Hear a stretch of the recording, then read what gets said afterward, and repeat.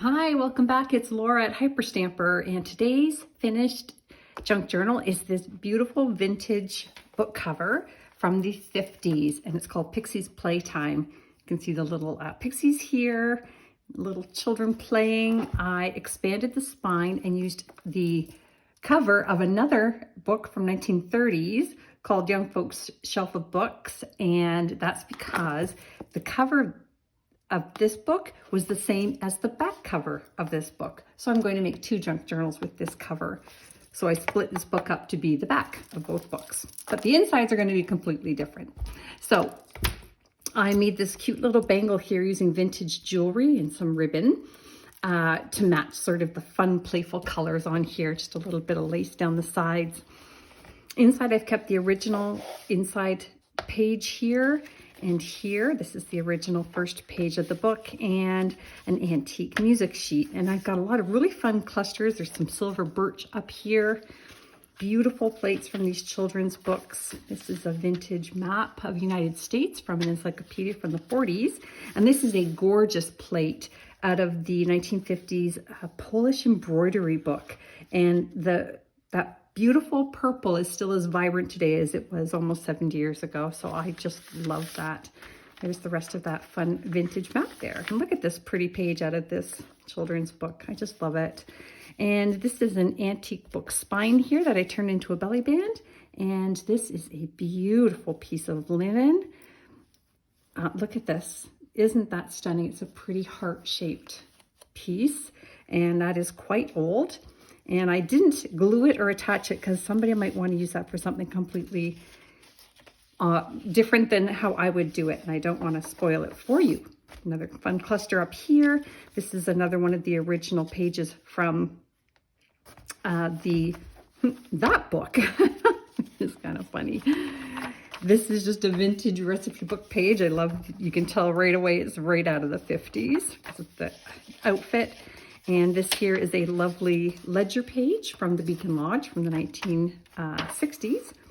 And then this is a 1938 Paris, France Almanac page. I put these in all my journals. This one is from December.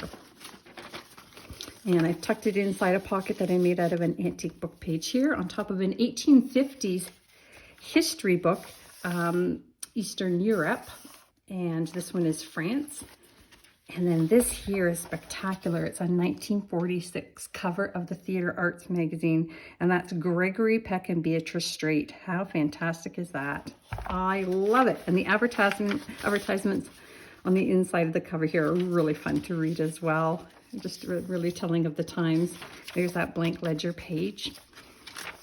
And that is also part of that recipe book page there. Look at the pixies and the fairies. Oh my gosh, so cute. This is from the 1930s, 1935 to be exact. And that is a full double-sided page of ledger entries using the old fountain pen. And I love that. And then back here is from the 1800s, a book. And I admit I forget which book. I just have it in a folder that says 1800s, which is where I keep my pages from. Super, super old books. Really fun cluster there. A little piece of vintage lace here. Some tea-dyed pages. Everything else is authentic except those. And then in here is just a fun little page called Better Than Play. So because this is a playtime book, I thought that was a fun addition there. Another fun cluster there. And look at this great plate here. Isn't that awesome? That is from a group of students from 1913 to 14. This is kind of a unique page from the early 1900s with some poetry and a lovely children's book page here. You can see some child has colored that, but I love that when that happens. Here's a sewing pocket, or sewing pattern pocket, my apologies. And this one is, it's got to be from the 70s, it looks like, or the late 60s. And inside here, I've put an early 1900s hymn page, and it says, "What a Friend." I just love that.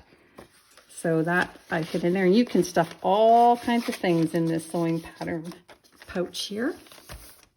And then over here, we have a pocket here that I am going to stuff a photograph in.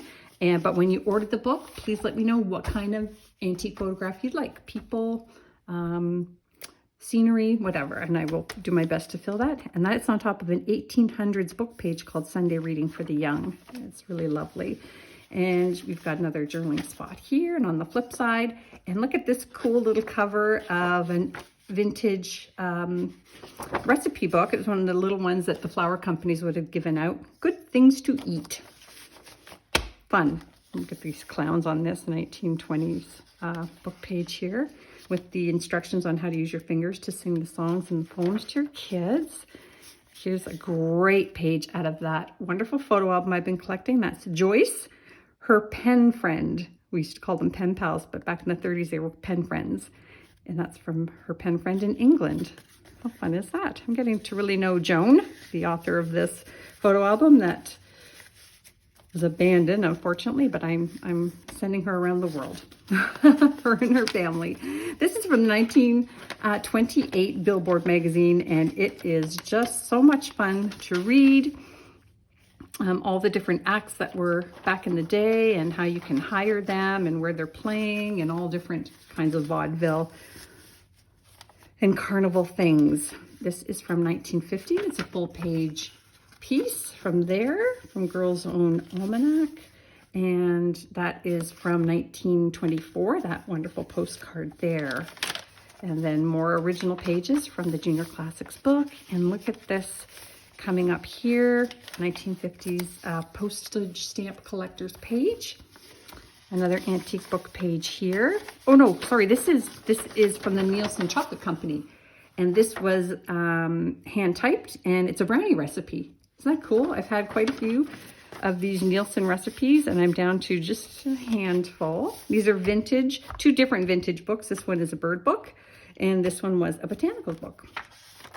And then over here is a floating pocket, and you can remove that with the paper clip there. And on one side, it's the 1950s receipt, and on the other side, it's this wonderful check from 1916 to Mrs. F. Fletcher. I love it. And you can stuff even more things. There's two separate pockets there. More stamps on that stamp collector's page. Bird o' the Wilderness. You can journal on there. And this is some eco printing that I did and put this in the sunshine and it turns the paper color. And so those are some leaves from my backyard.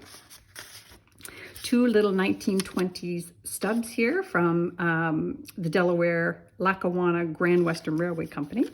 How fun is that? And some recipes that fell out of a cookbook. So I just kept them all together. I thought they would be fun for somebody to have, make collages with, or, oh, there's another one back there hiding, or make them. And then let me know how they turned out. I've always encouraged people to do that when they find old recipes. And look at this plate out of a 1920s children's book. It is absolutely beautiful. I just love it so much. Lucky person who has this journal gets that one. And that brings us to the end. So I hope you'll visit this journal and others that I have on my Etsy page at hyperstamper.etsy.com. Don't forget to subscribe so you can grab them before they go. Bye for now.